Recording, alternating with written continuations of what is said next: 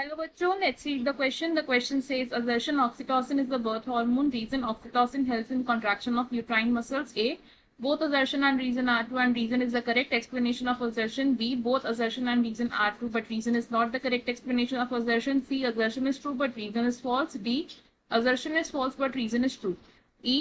Both assertion and reason are false. तो हमें question में एक असर्शन दिया है विच इज सेइंग कि ऑक्सीटोसिन एक बर्थ हार्मोन है और इसका रीजन क्या बताया है कि ऑक्सीटोसिन यूट्राइन मसल्स की कॉन्ट्रैक्शन में हेल्प करता है. हमारे पास 5 ऑप्शन है, हमें इन 5 ऑप्शन में से करेक्ट ऑप्शन को चूज करना है. तो सबसे पहले क्या करेंगे, हम इस क्वेश्चन में की कॉन्सेप्ट को समझेंगे. तो इन दिस क्वेश्चन हमारा की कॉन्सेप्ट क्या होगा, हॉर्मोन्स. हॉर्मोन्स हॉर्मोन्स क्या होते हैं, हॉर्मोन्स होते हैं हमारी बॉडी के केमिकल मैसेंजर्स.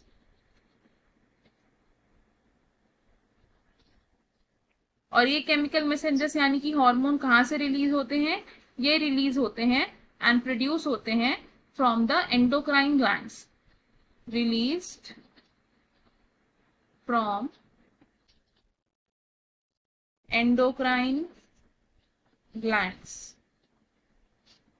हमारी बॉडी में बहुत सारे हार्मोन्स होते हैं. इनमें से हम बात करते हैं एक हार्मोन की जिसे हम क्या कहते हैं, ऑक्सीटोसिन. अब ये ऑक्सीटोसिन क्या होता है, इसे हम कॉमनली कहते हैं द बर्थ हार्मोन.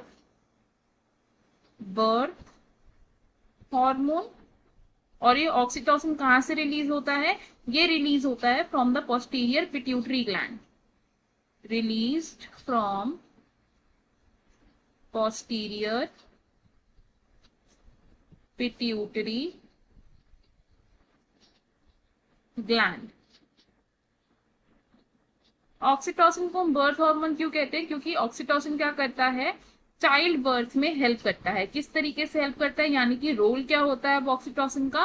तो ऑक्सीटोसिन का जो प्राइमरी रोल होता है वो क्या है कि ऑक्सीटोसिन हेल्प करता है in the contraction of uterine muscles. Helps in contraction of uterine muscles. Second role क्या है ऑक्सीटोसिन का, ये ऑक्सीटोसिन प्रोस्टाग्लैंडिन्स की प्रोडक्शन को इंक्रीज कर देता है जो कि यूट्राइन मसल्स को कॉन्ट्रैक्ट करने में और हेल्प करती हैं. तो ये क्या करेगा, इंक्रीज द प्रोस्टाग्लैंडिन्स